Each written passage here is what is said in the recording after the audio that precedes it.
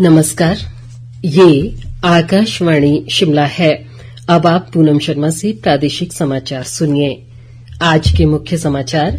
मुख्यमंत्री ने महिला गृह रक्षकों को 180 दिन का मातृत्व अवकाश देने और गृह रक्षा विभाग में रिक्त 700 पद भरने का किया ऐलान। प्राकृतिक खेती से तैयार मक्की के आटे को हिमभोग ब्रांड के नाम से बाजार में उतारेगी सरकार। संविधान निर्माता डॉक्टर भीमराव अंबेडकर की पुण्यतिथि पर उन्हें श्रद्धांजलि अर्पित।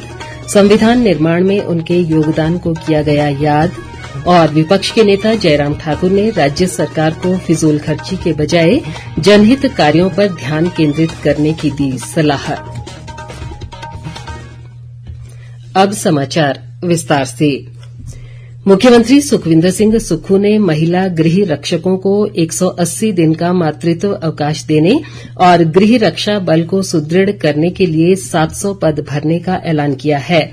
होमगार्ड व नागरिक सुरक्षा के 62वें स्थापना दिवस पर आज शिमला के ऐतिहासिक रिज मैदान पर हुए राज्य स्तरीय समारोह की अध्यक्षता करते हुए मुख्यमंत्री ने कहा कि प्रदेश में आपदा प्रबंधन, कानून व्यवस्था व आपातकालीन परिस्थितियों में होमगार्ड के जवानों का अहम योगदान है और ये जवान निस्वार्थ भाव से समाज की सुरक्षा सुनिश्चित करते हैं। इस मौके पर मुख्यमंत्री ने होमगार्ड के जवानों को बाहरी राज्यों में तैनाती के दौरान मिलने वाले भत्ते को 60 रुपए से बढ़ाकर 500 रुपए प्रतिदिन करने का ऐलान भी किया, जिसके लिए आगामी बजट में प्रावधान किया जाएगा। सुखविंदर सिंह सुक्खू ने कहा कि राज्य सरकार राज्य आपदा प्रबंधन बल के आधुनिकीकरण के लिए प्रतिबद्ध है और जिला मुख्यालयों में ड्रोन केंद्र स्थापित किए जाएंगे। उन्होंने बताया कि एसडीआरएफ के पास इस समय 5 किलोग्राम क्षमता तक वजन उठाने में सक्षम ड्रोन हैं और आपदा प्रबंधन की दिशा में अधिक क्षमता वाले ड्रोन की आपूर्ति सुनिश्चित की जाएगी। मुख्यमंत्री ने उत्कृष्ट कार्य करने वाले होमगार्ड के जवानों को इस मौके पर सम्मानित किया। प्राकृतिक खेती से तैयार मक्की के आटे को राज्य सरकार हिमभोग ब्रांड के नाम से बाजार में उतारेगी। मुख्यमंत्री सुखविंदर सिंह सुक्खू ने आज शिमला में बताया कि इस ब्रांड का शुभारंभ जल्द किया जाएगा, जिससे राज्य के मक्की उत्पादकों को लाभ होगा। उन्होंने कहा कि प्राकृतिक खेती से जुड़े लगभग 1500 किसान परिवारों से 4000 क्विंटल से अधिक मक्की की खरीद की गई है। मुख्यमंत्री ने कहा कि गेहूं और मक्की का सर्वाधिक न्यूनतम समर्थन मूल्य प्रदान करने वाला हिमाचल देश का पहला राज्य बन गया है। प्राकृतिक खेती करने वाले किसानों से गेहूं 40 रुपए और मक्की 30 रुपए प्रति किलो की दर से खरीदी जा रही है।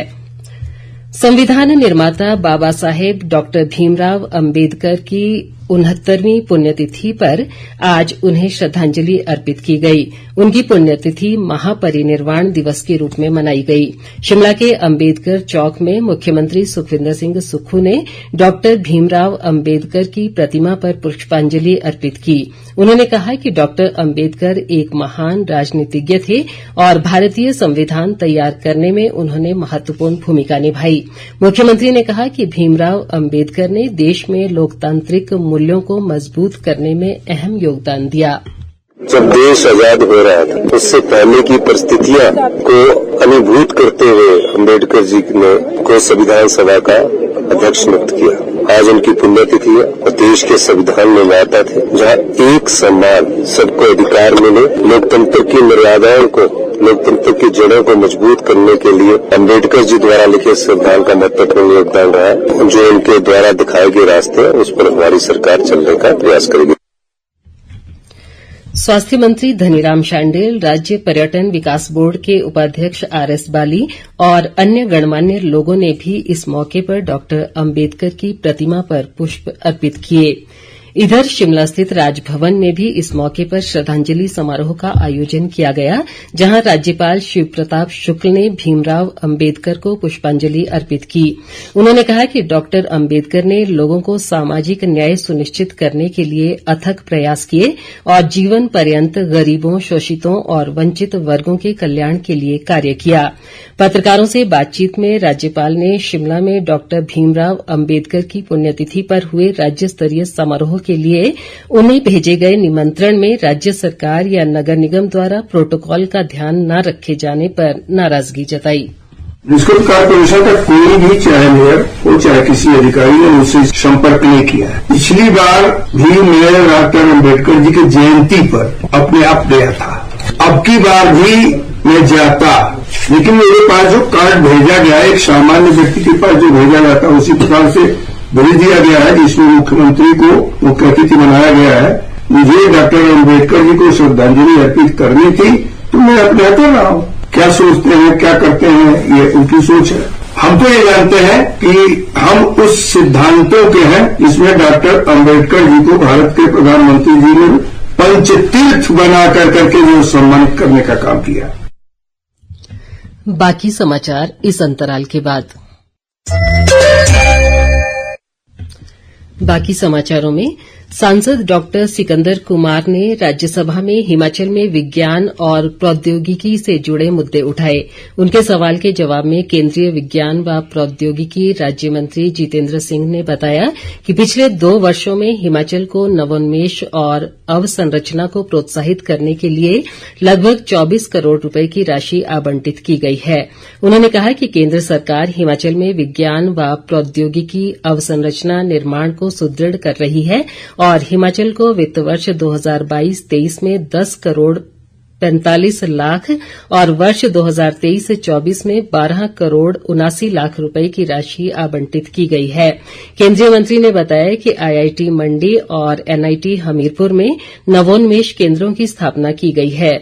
जितेंद्र सिंह ने डॉक्टर सिकंदर कुमार को बताया कि हिमाचल में अब तक 69 अनुसंधान परियोजनाओं को सहायता प्रदान की गई है। इस बीच केंद्र सरकार ने हिमाचल को हवाई अड्डों के विकास के लिए 213 करोड़ 52 लाख रुपए जारी किए हैं, जिनमें से इस वर्ष 31 अक्तूबर तक 160 करोड़ 46 लाख रुपए की राशि का उपयोग किया गया है। केंद्रीय नागरिक उड्डयन राज्य मंत्री मुरलीधर मोहोल ने सांसद इंदु गोस्वामी के एक प्रश्न के उत्तर में राज्यसभा में बताया कि उड़ान योजना के तहत 29 राज्यों को अब तक लगभग 5,279 करोड़ रुपए जारी किए जा चुके हैं। इसके अलावा योजना के माध्यम से हवाई अड्डों, हेलीपोर्ट और वाटर एरोड्रोमेस को स्तरोन्नत करने के लिए 4,500 करोड़ रुपए की राशि जारी की गई। विपक्ष के नेता जयराम ठाकुर ने राज्य सरकार पर जनहित की बजाय मुख्य संसदीय सचिवों को बचाने में करोड़ों रुपए की फिजूलखर्ची करने का आरोप लगाया है। उन्होंने कहा है कि प्रदेश उच्च न्यायालय ने सीपीएस को हटाने के आदेश दिए हैं, लेकिन राज्य सरकार उन्हें बचाने का भरसक प्रयास कर रही है और वकीलों पर भारी भरकम खर्च किया जा रहा है। जयराम ठाकुर ने कहा कि सरकार का ये रवैया दुर्भाग्यपूर्ण है और जब सीपीएस का कोई काम नहीं है तो सरकार क्यों परेशान है। विपक्ष के नेता ने राज्य सरकार को जनहित के कार्यों पर ध्यान केंद्रित करने की सलाह दी है। लोक निर्माण मंत्री विक्रमादित्य सिंह ने कहा है कि राज्य सरकार प्राथमिकता के आधार पर सड़कों का निर्माण कर रही है और प्रदेश के हर गांव को सड़क सुविधा से जोड़ने की दिशा में कार्य किया जा रहा है। शिमला में आज एक पत्रकार वार्ता में उन्होंने कहा कि अपने 2 वर्ष के कार्यकाल में राज्य सरकार ने लगभग 1,400 किलोमीटर नई सड़कों का निर्माण किया है। विक्रमादित्य सिंह ने कहा कि प्रधानमंत्री ग्राम सड़क योजना के तहत भी प्रदेश में सड़कों का जाल बिछाया गया है।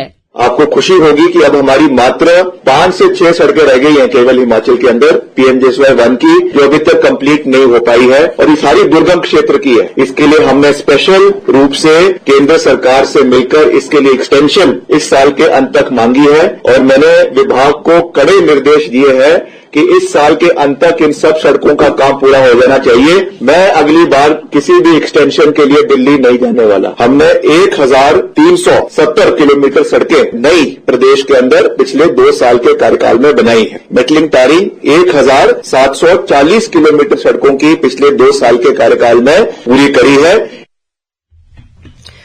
लोक निर्माण मंत्री ने केंद्र सरकार से राजनीति से ऊपर उठकर हिमाचल को मदद करने का आग्रह किया। उन्होंने कहा कि पूर्व भाजपा सरकार ने संसाधन जुटाने के लिए कोई प्रयास नहीं किया, जबकि वर्तमान राज्य सरकार ने इस दिशा में ठोस प्रयास किए हैं। विक्रमादित्य सिंह ने कहा कि पूर्व भाजपा सरकार ने अपने 5 वर्ष के कार्यकाल में मात्र 20,000 लोगों को रोजगार उपलब्ध कराया, जबकि वर्तमान सरकार ने अपने 2 वर्ष के कार्यकाल में ही 31,000 लोगों को रोजगार दिया है। पशुपालन मंत्री चंद्र कुमार ने आज कांगड़ा जिले के ज्वाली क्षेत्र की नगरोटा सूरियां लंज सड़क के नवीनीकरण कार्य का शुभारंभ किया। इस पर लगभग 10 करोड़ रुपए की लागत आएगी। उन्होंने कहा कि ग्रामीण क्षेत्रों को बेहतर सड़क नेटवर्क से जोड़ा जा रहा है और सड़कों के सुधारीकरण पर विशेष बल दिया गया है। चंद्र कुमार ने बताया कि गज खड्ड पर 87 करोड़ रुपए की लागत से पुल का निर्माण किया जाएगा और बिजली की कम वोल्टेज की समस्या के समाधान के लिए नगरोटा सूरियां क्षेत्र में नए ट्रांसफार्मर लगाए जा रहे हैं। अंत में मुख्य समाचार एक बार फिर। मुख्यमंत्री ने महिला गृह रक्षकों को 180 दिन का मातृत्व अवकाश देने और गृह रक्षा विभाग में रिक्त 700 पद भरने का किया ऐलान। प्राकृतिक खेती से तैयार मक्की के आटे को हिम भोग ब्रांड के नाम से बाजार में उतारेगी सरकार। संविधान निर्माता डॉक्टर भीमराव अंबेडकर की पुण्यतिथि पर उन्हें श्रद्धांजलि अर्पित। संविधान निर्माण में उनके योगदान को किया गया याद। और विपक्ष के नेता जयराम ठाकुर ने राज्य सरकार को फिजूल खर्ची के बजाय जनहित कार्यों पर ध्यान केंद्रित करने की दी सलाह। इसी के साथ ये समाचार बुलेटिन समाप्त हुआ। नमस्कार।